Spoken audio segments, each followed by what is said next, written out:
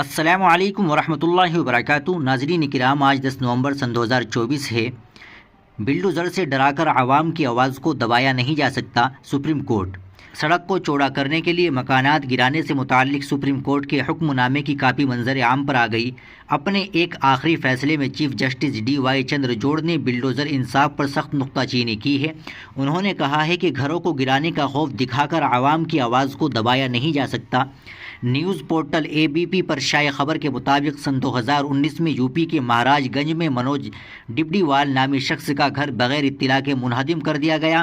6 نومبر کو کیس کی سماعت کرتے ہوئے چیف جسٹس کی سربراہی میں 3 ججوں کے بنچ نے یو پی حکومت سے درخواست گزار کو 25 لاکھ روپے کا عبوری معاوضہ دینے کو کہا۔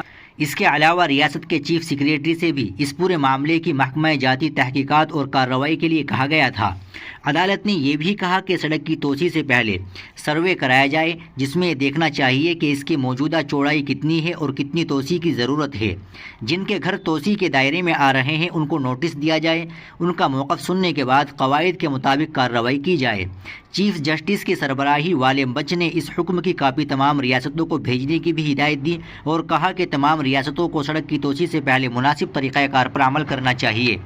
اب سامنے آنے والے تفصیلی فیصلے میں عدالت نے بلڈوزر انصاف کو ناقابل قبول قرار دیا۔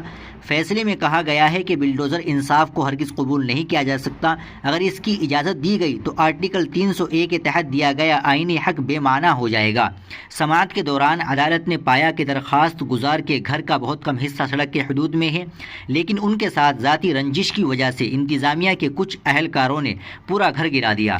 اب عدالت نے کہا ہے کہ کسی بھی مذہب انصاف کے نظام میں بلڈوزر کے ذریعے انصاف کی کوئی جگہ نہیں ہے۔